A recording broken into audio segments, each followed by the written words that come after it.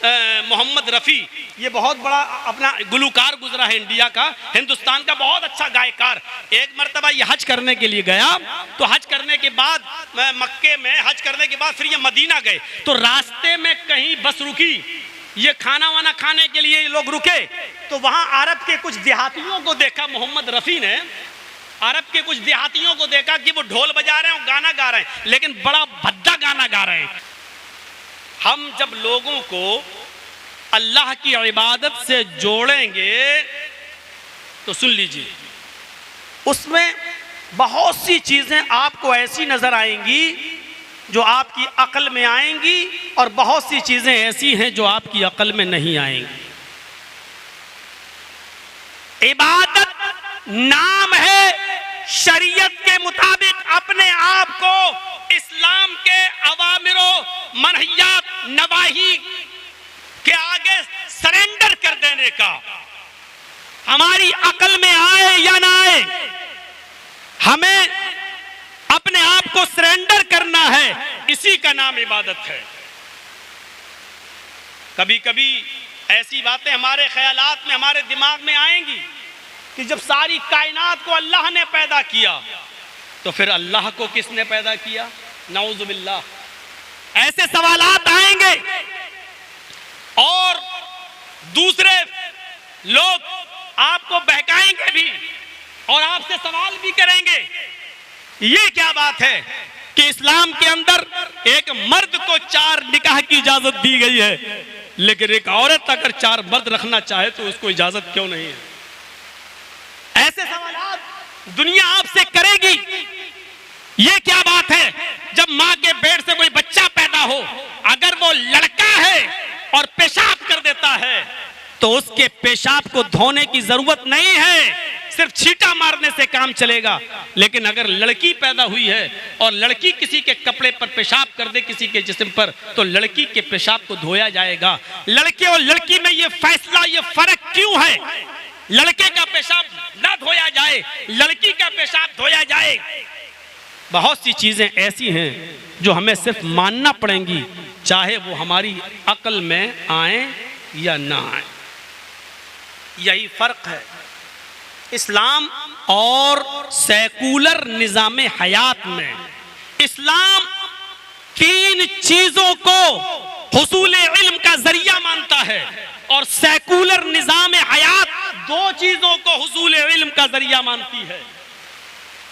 हुसूल इल्म के जराए आंख, नाक, कान, जबान, हाथ। ये माइक है, हम अंधे हैं, हमें दिख नहीं रहा है। अब हमें कैसे पता चले कि माइक है? अब हम हाथ से छू के, हाँ, अब पता चल गया। ये इल्म हासिल हो गया है हमें कि ये माइक है। हाथ से हमने इल्म हासिल कर लिया। ये मोबाइल है, हमने आंख से देख लिया, मोबाइल है, इल्म हासिल हो गया। मोबाइल का इल्म, हमारी आंख ने देख लिया मोबाइल। हम अंधे हैं, छू लिया, हाँ, नहीं, हेलो, हाँ, मोबाइल है। कान के जरिए हमने पता लगा लिया, किसी ने बताया साहब ये मोबाइल है। तो हुसूल इल्म का जरिया आंख, नाक, कान, जबान। ये पानी अच्छा है कि खराब है पता नहीं है, बोला ठीक है, अच्छा है, ताज़ा पानी। ये जबान भी एक जरिया है इल्म के हुसूल का। आंख, नाक, कान, जबान और हाथ। और कभी कभी ये चीजें काम ना आए तो एक और जरिया है अक्ल, हुसूल इल्म का जरिया अक्ल। अक्ल से आदमी सोचता कि ये करूं कि नहीं करूं। हाथ नहीं बताता, जबान नहीं बताता। अब जुआ है, जुआ खेलना या नहीं खेलना, अब अक्ल से काम लो, जुआ खेलना सही है कि नहीं है। तो सेकुलर निज़ाम हयात यही कहती है कि 2 चीजें हुसूल इल्म का जरिया हैं, आंख, नाक, कान, जबान, हाथ। ये एक चीज, और जब ये बंद हो जाए तो अक्ल। लेकिन इस्लाम कहता है 3 चीजें हुसूल इल्म का जरिया है, आंख, नाक, कान, जबान, हाथ। ये एक चीज हो गई, और जब ये काम न करे तो अक्ल से सोचो ये गलत है या सही। और फिर एक ऐसा मकाम आ जाता है जहां अक्ल कोई फैसला नहीं कर पाती है। अक्ल भी सोचने और समझने पर वो अकल भी काम नहीं आती है, तो वहां पर एक हुसूल इल्म का जरिया है वही इलाही, वहां एक हुसूल इल्म का जरिया है जिब्राइल अमीन की आमद, वही हुसूल इल्म का एक जरिया है कुरान और हदीस। ये तीन चीजें हुसूल इल्म का जरिया हैं। बल्कि मैं साफ साफ ये कह दूं कि जब अक्ल काम करना बंद कर दे और अक्ल किसी बात का फैसला न करे, तब तीसरा इल्म ही काम आता है, और वह है हुसूल इल्म का तीसरा जरिया वही इलाही। जहां अक्ल काम करना बंद करती है और जहां अक्ल कोई काम नहीं कर सकती है, फैसला नहीं कर सकती है, वहां वही इलाही का जरिया। मसलन सारी चीजों को अल्लाह ने पैदा किया, तो फिर अल्लाह को किसने पैदा किया? अब आप अपनी अक्ल से वो सवाल कर रहे हैं जो इस अक्ल के दायरे में नहीं है। अब आप जर्जी साहब अपनी आंख से देख रहे हैं तो मुझे ये दिखाई दे रहा है, और वहां मोटरसाइकिल लगी है वो दिखाई दे रही है, लेकिन इस वक्त अली गढ़वा में क्या हो रहा है हमें नहीं दिखाई दे रहा है। अब हम देख रहे हैं साहब, अली गढ़वा तो हमें नहीं दिखाई दे रहा है, नौगढ़ तो हमें नहीं दिखाई दे रहा है। तो जर्जी साहब, आप अपनी आंख से अब वो काम ले रहे हो जो आंख के दायरे में नहीं है। आप इस वक्त हमारी तकरीर सुन रहे हैं, सुनाई दे रही है, लेकिन इस वक्त लखनऊ के अंदर किसके भाषण और किसकी तकरीर और स्पीच हो रही है वो आपको नहीं सुनाई दे रही है। अब आप यहां से कान लगाकर लखनऊ लगा, मौलाना साहब लखनऊ की आवाज तो नहीं आ रही है मेरे कान में, नहीं आएगी। क्यों? क्योंकि अब आप अपने कान से वो काम ले रहे हैं जो कान का दायरा नहीं है, जो उसके दायरे से बाहर है। आप उसकी हैसियत और उसकी ताकत से ज्यादा काम ले रहे हैं। आंख देखती है लेकिन उसका एक दायरा है, नाक सूंघती है लेकिन उसका एक दायरा है, इतनी दूर तक की सूंघ सकती है।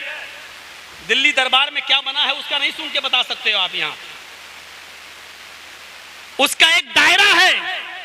इसी तरीके से अकल का काम है सोचना और गौर व फिक्र करना, लेकिन उसका भी एक दायरा है, उसका भी एक दायरा है। उसको उसके दायरे से आगे बढ़ाओगे और उस पर उससे के दायरे से ज्यादा उस पर बोझ डालोगे तो ये अक्ल उस बोझ को बर्दाश्त नहीं कर सकती है। अक्ल का काम नहीं है उसका जवाब देना। इसलिए याद रखिएगा, इबादत नाम है अपने आप को सरेंडर कर देने का। अब मैं आपसे सवाल करता हूं, नमाज पढ़ना क्या है? आप कहेंगे इबादत। तो भैया ये ड्रोन यहां मत ले आइएगा, वहीं पर रहने दीजिए, ये माइक पर बहुत असर डालता है खराब। अब सुनिएगा, अब हम जो बताना चाह रहे हैं वो चीज। अब आपसे मैं सवाल करूं, बताइए नमाज क्या है? आप कहेंगे बहुत बड़ी इबादत। रोजा क्या है? आप कहेंगे बहुत बड़ी इबादत। निकाह करना क्या है? आप कहेंगे नबी अकरम की अजीम सुन्नत। ठीक है, अच्छा मैं आपसे पूछता हूं, अगर नमाज पढ़ना इबादत है तो असर की नमाज के बाद नफिल नमाज पढ़ना मना क्यों है? फजर की नमाज के बाद नफिल नमाज पढ़ना मना क्यों है? सूरज निकल रहा हो, सुबह सूरज जब तुलू हो रहा हो तो तुलू आफताब के वक्त आप नमाज क्यों नहीं पढ़ सकते? गुरूब आफताब के वक्त नमाज पढ़ना गुनाह क्यों है? जवाल के वक्त जब सूरज आपकी खोपड़ी के ऊपर सामने खड़ा हुआ हो, जवाल के वक्त अगर आप नमाज पढ़ेंगे तो आपको गुनाह पड़ेगा। कहां है नमाज पढ़ना इबादत? अगर नमाज पढ़ना इबादत होती तो सुबह सवेरे सूरज निकलते वक्त तुलू आफताब के वक्त भी मना ना होता, गुरूब आफताब के वक्त भी पढ़ना मना ना होता, जवाल के वक्त भी पढ़ना मना ना होता। नमाज पढ़ना इबादत नहीं है। नमाज को जनाब मुहम्मदुर रसूलुल्लाह के हुक्म के मुताबिक पढ़ना इबादत है। मा आताकुमुर रसूलु फखुज़ूहु व मा नहाकुम अन्हु फंतहू। जो तुम्हें रसूल दें वो ले लो, और एक दूसरा माना माँ का होता है जितना दें उतना ले लो। मा आताकुमुर रसूल, तुम्हें रसूल जो दें वो ले लो। माँ का दूसरा माना जितना दें उतना ले लो। फजर में 2 रकात दी है फर्ज, 4 नहीं पढ़ सकते। जोहर में 4 फर्ज दिए, 6 नहीं पढ़ सकते। मगरिब में 3 दिए फर्ज, 4 नहीं पढ़ सकते। जितना दें उतना ले लो, मां जो दें और जितना दें, जो दें वो ले लो और जितना दें उतना ले लो। हमारी अकल इस लायक नहीं है कि हम ये फैसले ले सकें, और हर इंसान की अकल को आजाद नहीं छोड़ा जा सकता। अगर हर इंसान की अकल को आजाद छोड़ दिया जाता और ये कहा जाता जो तुम्हारी अकल में आए वो करो, वो सही है, क्योंकि अकल अच्छे और बुरे की तमीज रखती है, सोचने और समझने की सलाहियत रखती है। अगर हर इंसान की अकल सही सोचने और सही समझने की सलाहियत रखती तो फिर जिब्राइल अमीन के आने की जरूरत ना होती, अल्लाह फिर नबियों को ना भेजता, हर इंसान की अकल के मुताबिक उसको अमल करने का हुक्म दे देता। लेकिन नहीं मेरे भाई, अकल का भी एक दायरा है। आपने कभी गोल्ड मैन की दुकान देखी है, सुनार की दुकान देखी होगी? आपके यहाँ बहुत से लोग सोना बेचते होंगे ना, सोना गोल्ड।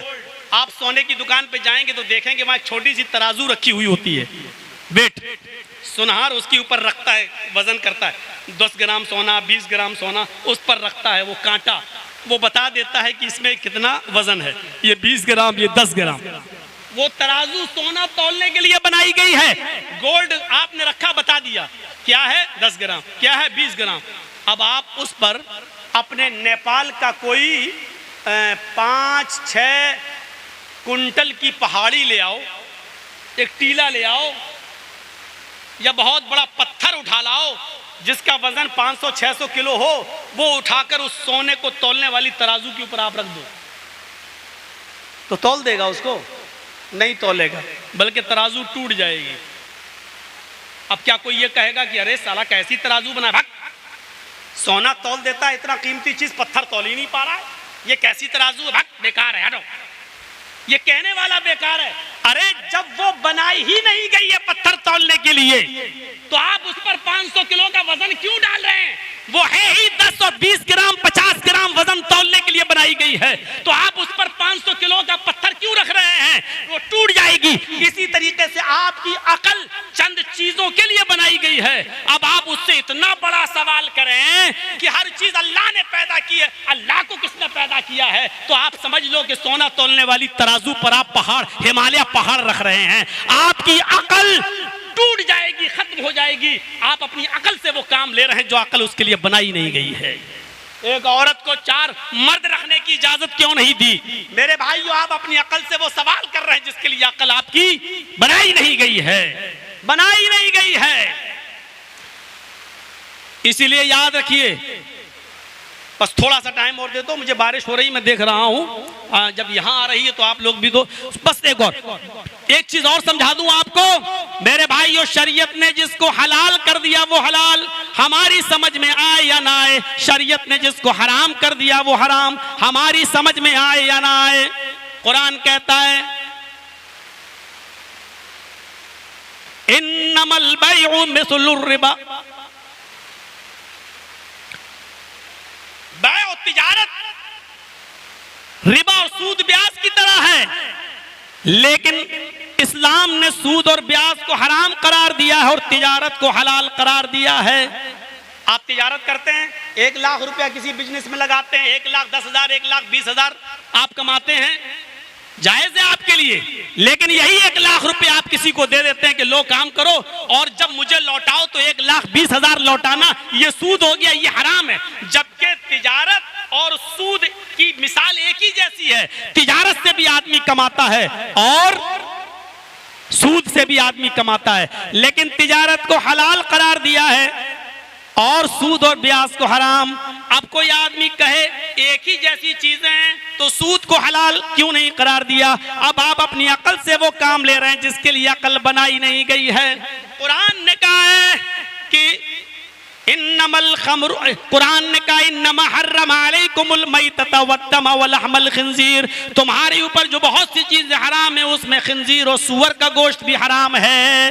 अब आप कहिए, और किसी ने तफसीर भी की है कि पहले जमाने में खिंजीर का गोश्त इसलिए हराम किया था क्योंकि वो बहुत गंदगी में रहते थे।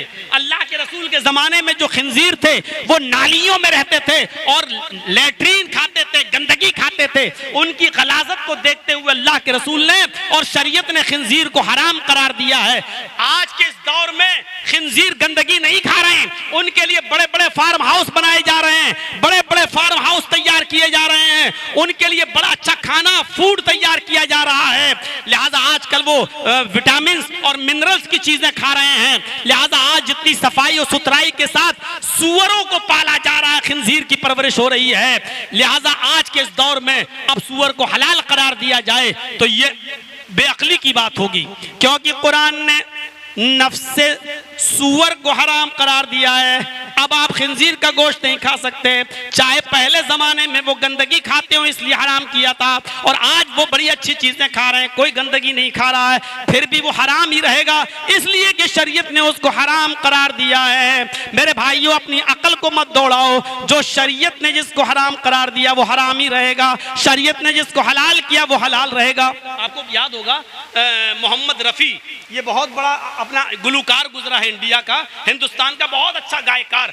एक मर्तबा ये हज करने के लिए गया, तो हज करने के बाद मक्के में हज करने के बाद फिर ये मदीना गए, तो रास्ते में कहीं बस रुकी, ये खाना वाना खाने के लिए लोग रुके, तो वहां अरब के कुछ देहातियों को देखा। मोहम्मद रफी ने अरब के कुछ देहातियों को देखा कि वो ढोल बजा रहे हैं और गाना गा रहे हैं, लेकिन बड़ा भद्दा गाना गा रहे हैं, ना आवाज, ना लय, ना राग, ना ढोल बजाना, ना दुफ बजा पा रहे, कुछ नहीं, बहुत भोंडा गाना गा रहे हैं, उनकी आवाज में चाशती नहीं, लताफत नहीं।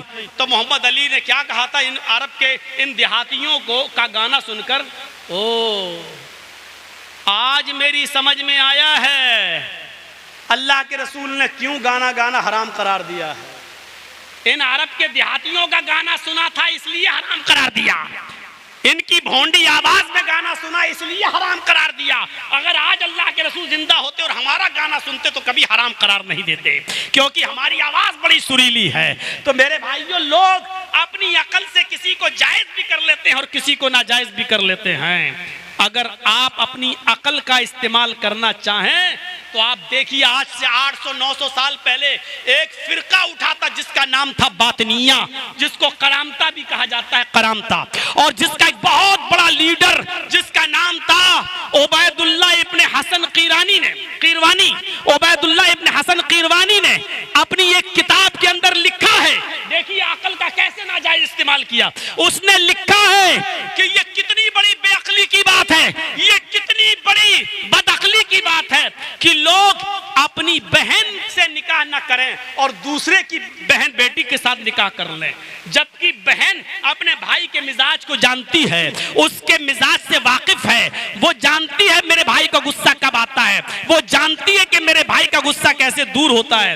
एक बहन अपने भाई के मिजाज से अच्छी तरह वाकिफ है, वो खूबसूरत भी है, वो हसीन है और जमील भी है, लेकिन ये कितनी बड़ी बदअक्ली की बात है कि एक भाई अपनी खूबसूरत बहन को और हम मिजाज बहन को छोड़कर दूसरे की बहन से शादी कर लेता है और अपनी बहन को किसी दूसरे के हवाले कर देता है।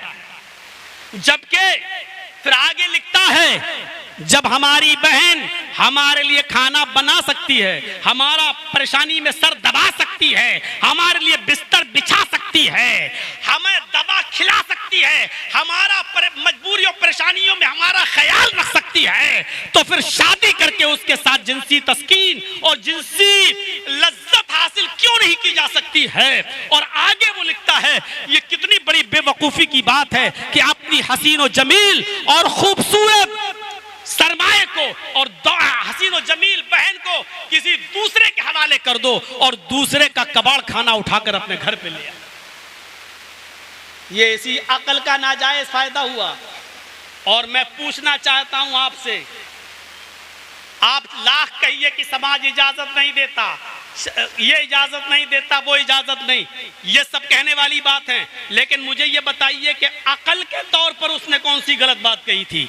अगर अकल ही को आप दखल देंगे और हर चीज अकल से सोचेंगे तो आप बताइए अकली तौर पर इसमें क्या बुराई है कि मैं अपनी खूबसूरत बहन को किसी ऐसे इंसान के हवाले कर दूं कि जिसकी जिंदगी से हम वाकिफ नहीं है, जिसके गुस्से गर्मी से हम वाकिफ नहीं है, जिसकी राजदाराना जिंदगी से हम वाकिफ नहीं है, हम अपनी बहन को उसके हवाले कर दें और दूसरे की बहन को हम ले आए जिससे हम वाकिफ नहीं हैं।